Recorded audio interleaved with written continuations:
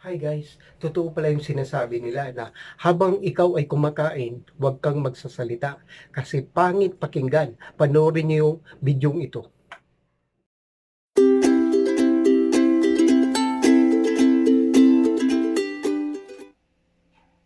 Hi, it's me Papa Rix. Welcome to my YouTube channel. Ang gagawin ko ngayon, hindi ako magluluto. Kakain ako. Kasi napansin ko, mula Lunes hanggang Biyernes, isang linggo yung pasok ko, yun ang pasok ko. Sa umaga, kumakain ako ng kanin. Sa tanghali, kumakain ako ng kanin. Paggabi, kumakain ako ng kanin. Samahan mo pa ng ulam, di puro na kanin at ulam. Ngayon, napansin ko, pag Sabado at Linggo, kakain ako ng gulay para naman ma-wash out yung mga toxin na mga kinain kong kanin. Kaya ang aking kakainin ngayon ay ito. Ito yung pipino. Ito yung patatas. Ang aking pinaka-rice. Tapos ito pa yung carrots. Tapos ngayon, ah, ang aking sausawan. Kukunin ko muna. Iabot mo muna yung paborito ng lahat. Ito yung honey. Alam niyo ba, ang honey, kaya matamis, gaya ng samahan ng mga mag-boyfriend at mag-asawa, malaging sweet. Kaya ito yung paborito ng kanilang pang sahog sa kanilang kinakain, honey. Okay, ito pa ang isa. Kita no? Ketchup ito, UFC. Ito yung paborito ng mga nagbabalian ng buto, yung mga wrestler, UFC, paborito nilang ketchup. Alam niyo siguro, yung mga nagbabalian ng buto, napapanood nyo, parang World Championship, okay, UFC. Tapos, ito pang isa, yung paborito at pinipili ng lahat ng kababaihan na mayonnaise, ladies choice, di ba? At ngayon, ito yung aking lagayan. Ilagay ko rito yung aking mga sausawan, paghaluin, pagkatapos, kakain na tayo. Okay? Pagbabalik ako, aayusin ko lang yung aking mga kakainin. Okay, ilagay na natin ang ating UFC banana ketchup. Okay, para mas malasa, mas madami. Tapos, ilagay na natin ang paborito ng lahat ng kababaihan na mayonnaise. Ladies' choice.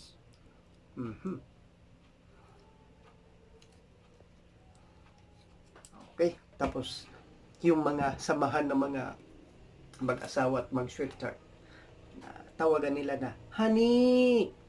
Pag ang pangalan nyo ay Hana, ano bang magandang palayaw niya?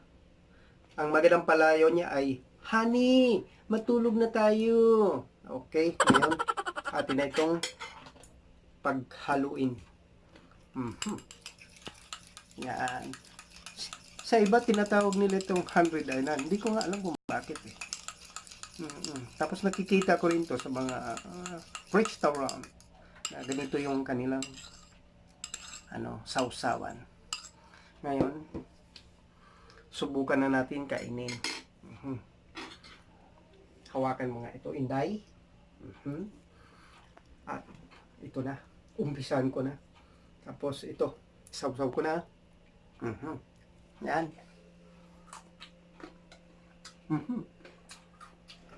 Margarita pa siya eh. Pag kinakain mo, ang tawag ito, parang crunchy ba? Mas malasarap. Bagay siya ito pag pasensya na kaya. Nag-dieta kayo. Kasi ano to eh, vegetarian. Mabilis siya tunawin. Tsaka gabi naman, ang ginagawa naman paggabi, alangan na magtatrabaho kami paggabi. Bukod na lang kung trabaho mo panggabi.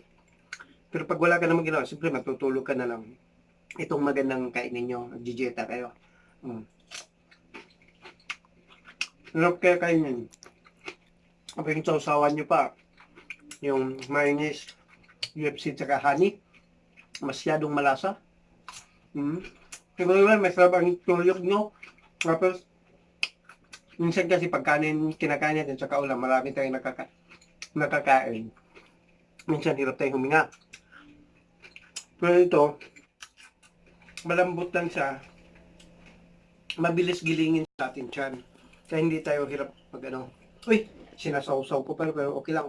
Hindi tayo hirap tunawin. Mabilis lang to tunawin. Kumbaga sa sakyan, pag mahirap tunawin, primera, segunda. Pero ito, kung sa sakyan, kwarta kaagad. Ang bilis nun. So, ito, hindi ko na binalatan yung patatas para makain ko yung balat. Malasa naman eh. Tapos itong ibang pepino, tingnan nyo, may balat pa rin siyang iba. Sinadya ko yan eh.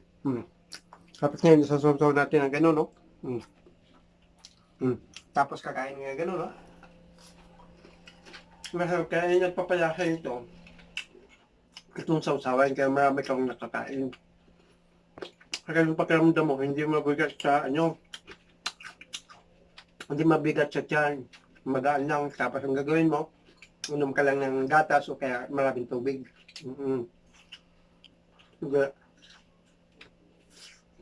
Solve na yung hapunan nyo. Pasensya na kayo pag ganito kasi ako kumain. Hindi ko lang mapigilan kasi masarap. First time kong nasubukan ito na pagkain ng gulay pag gabi. Ano pa maganda. Masarap. Lalo na itong carrots. Ano siya, yung crunchy, ang tawag yun, pag kinain mo. Tumutulog ko siya. Tapos, kinakain mo, pag ganito yung sausawan, parang ninanamnam mo yung lasa ng sausawan. Kaya, match talaga yung partner nitong sausawan. Kulay orange, tapos sa kulay orange. Kaya dyan na mananood, yung pang hindi pa niya nakapanood, subukan yung kumain paggabay nito. Parang gumaga para wash out lang yung kinakain natin mga isang linggong kanin tsaka ulam, tsaka kung ano pa yung iba nating kinakain na maraming toxic. Kaya ito naman, puro gulay. Alam niyo mga gulay, lalo pagsariwa, mga masustansya yan, pero ito hinugasan ko na maayos eh. Kaya ito, minsan may time na ang carrot sa pipino, mura lang, tsaka patatas. Dito, itong lettuce saka ketchup, hindi naman yung isang templahan yan eh. Maraming bisis niya siyang magamit. Kaya, medyo, hindi ko masyado, hindi masyado mapamahal ka. Saka, kung para naman sa ikagaganda ng iyong katawan, o sa iyong cuties, why not, di ba? Ang sarap siya. Kaya dyan, manood na lang muna kayo, ha? Ay, sorry.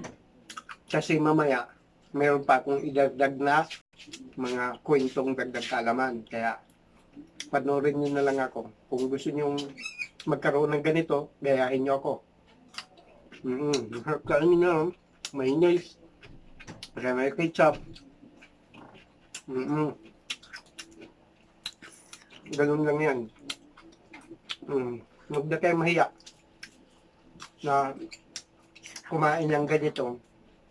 Lalo na yung mga gustong mag-dieta na mabigat ang kanilang dala-dala sa kanilang katawan. Ito yung bagay kainin nyo. Minsan lang naman kayo kakain nito eh. Para lang maiba yung inyong kakainin. Masarap tayo. Meron tayong makain. Tingnan mo. Ito, dalawang carrots to eh. Marami ko na siya mga boss. Kasi ngayon, magana ang yung pagkaramdam.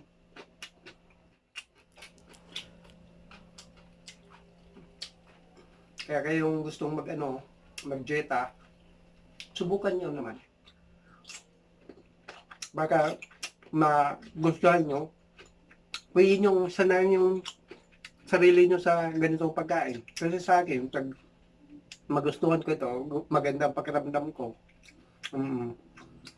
Tapos okay naman kasi gabi naman tutulog ko lang naman. Pagising ko ng umaga, saka lang ako kakain ng o kaya ulam o kaya kanin, pwede rin. O kaya ako kumain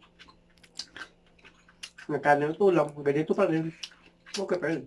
Yung patatas, malambot siya. Para siyang rice din Parang binago mo lang yung pagkain mo ng isang linggo, babaguhin mo siya ng 2 araw sa loob ng isang linggo.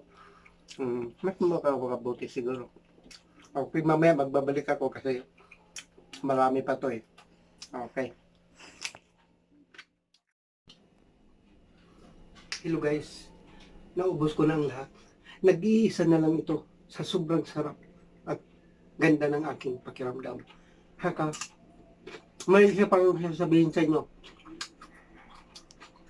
Pasensya na kayo sa boses ng aking bunganga. Kasi ibig sabihin ganado ako kumain ka, medyo maingay. Kaya kung gusto nyo gumaya sa ganitong pagkain, subukan nyo. Okay guys, magbabalik ako sa susunod kong vlog. At kung alis, may kasama pa itong joke. Okay, bye-bye. Don't forget to subscribe to our channel, Papa Rix. Baboos! Hi guys, welcome ulit. Alam nyo ba ang kalimitang bangko ng soft drinks na ito, yung RC Cola, ay ang RCBC. Kasi tingnan mo, RC, ibig sabihin Royal Crown. Tingnan mo, may RC, di ba? Tapos BC, tingnan mo yung pangalawang video. Di ba palaging BC yung RC? Kaya tinatawag na RCBC. Kaya yan yung palaging o kalimitang bangko ng taga-RC. Ito pa, may dagdag kaalaman naman ko sa inyo. Anong paboritong pagkain ng mga dalaga? O ulam. Alam niyo ba kung ano? Ito, joke lang naman huwag niyo na masyadong seryosuhin. Ang paboritong pagkain ng mga dalaga? Ano yun, Ann? Paborito mong pagkain? Cake! Cake daw. Pero ito ang babagay sa inyo sa mga dalagang mga babae. Ang bagay sa inyo ay ang miswa. Di ba? Miss. So, dalaga yan. Swa. Miswa. Yan yung babagay sa inyo. Okay. Hello, may ito pang dagdag ko tungkol naman to sa mansanas. Di ba sa Biblia, kung sino yung nagbabasa ng Biblia, sino bang nagtukso kay Adan? Di ba si Eva? Pinakain niya ng mansanas si Adan. Kaya tinatawag sa akin lang ito kaya siguro tinawag na mansanas yan kasi ang unang pinakain, lalaki. Kaya mansanas. Nakakita na ba kayo ng babaeng mansanas at lalaking mansanas? Kung di pa kayo nakakita, papakita ko sa inyo. Ito yun, Wow! Whoop! Nakita nyo yung kaibahan ng lalaking mansanas at babaeng mansanas. Minsan, yan totoo naman yan, pero at isipin natin na ganun talaga ang mansanas, may babae at may lalaki, pero medyo malaswa tingnan, pero okay lang yon. At least, alam nyo ngayon na may mansanas na lalaki at mansanas na babae. Diba? Dagdag kaalaman naman yan. Kaya palagi kayong manonood sa aking YouTube channel, marami kayong malalaman na mga joke ko na dito lamang sa aking istasyon, aking ginagawa. Thank you. Don't forget to subscribe to my channel at saka yung bell button, pindutin nyo para sa sunod na update ng aking bagong mga YouTube, mapanood nyo. Okay? It's me, Papa Rix. Goodbye.